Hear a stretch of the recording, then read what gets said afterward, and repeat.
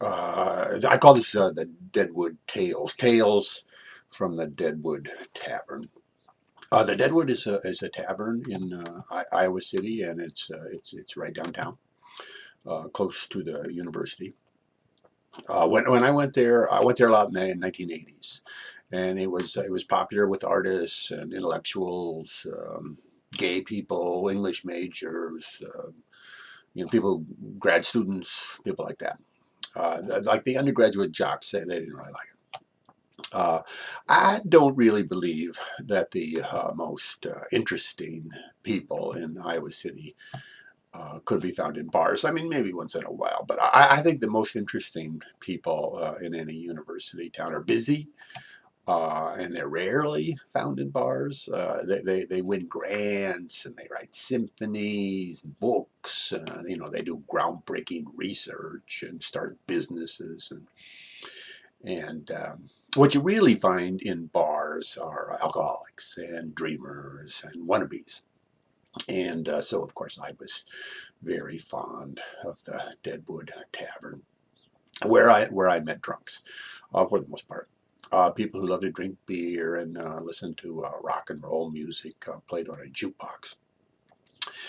People, like I said, in a smoky bar. And let me tell you, in those days, the Deadwood, like most bars, was smoky. It was so damn smoky, you could just about cut the smoke with a knife. Stare woozily at the other drunks. The music was always on, but it was low enough that people could talk, and that's what you got in the Deadwood. There are lots and lots and lots of kind of drunken talk.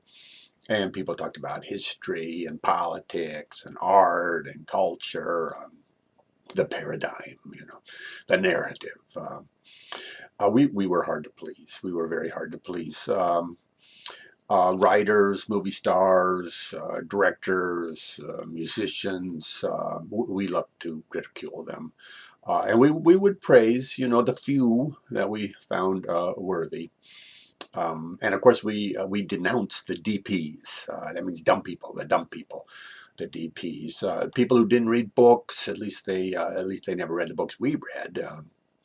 I met a lot of interesting, memorable people. There was this one gay guy. He was very, very flamboyant gay guy, and I remember he once went to an opera at the Hampshire Auditorium, and he said it was so I don't know, traumatizing that he needed heroin. He needed heroin right away just to recover. I guess the Hampshire Auditorium is gone now. It got like a river flooded one year and took it. It's kind of sad. I met a genius guy who said he was a genius. He used to write dissertations about different film directors on the backs of napkins.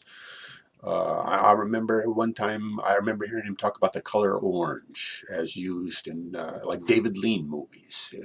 He had like all kinds of theories about the color orange.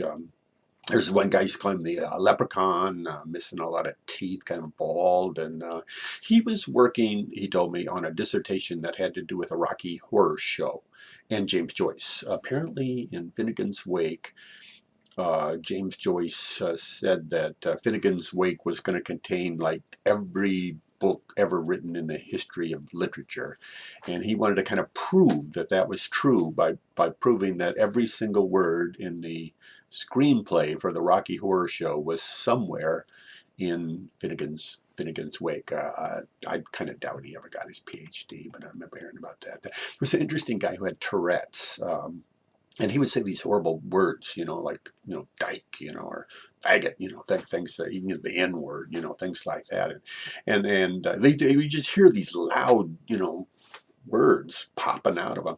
And I didn't really know who the guy was. I would hear these words and I'd look around and, he looked like everybody else. I didn't even really know who said it, and boy, some of the women I knew wanted to kill him, It's like, but, it's kind of in bad taste that, person's mentally ill and you can't attack somebody like that, no matter what they say. And one time he was coming towards me. I didn't know he was coming towards me. A person, it was a crowded bar, was coming towards me, and all of a sudden I realized that guy was barking at me like, "Arf, arf, arf." It was almost like the corner of his mouth was just sort of opened, and then this word would just jump out, and mostly it was like arf, arf, arf, like that. I feel that he had some insights into me. He had discovered my inner dog. There was a photo booth in the Deadwood. You could get like three photos for a quarter, something like that. It seemed like a lot of people would take these pictures and then they would just drop them, so these pictures would end up on the floor of the Deadwood. And there was this guy that everybody called Smiley. I think he might have been mentally ill too, or deficient in some way. And anyway, he would come in and he would get those pictures, especially of pretty girls. He loved pictures of pretty girls, and he would make them into buttons. So he had like faces of pretty girls all over his jacket. And he got kind of famous. He got kind of famous for all these pictures of pretty. I think he got a camera and started taking pictures of pretty girls, and girls would pose for him. And it was kind of cool to be one of the pretty faces on Smiley's jacket. I heard somebody gave him a whole art show, like a gallery, gave him photographs by Smiley, or there was there was a guy.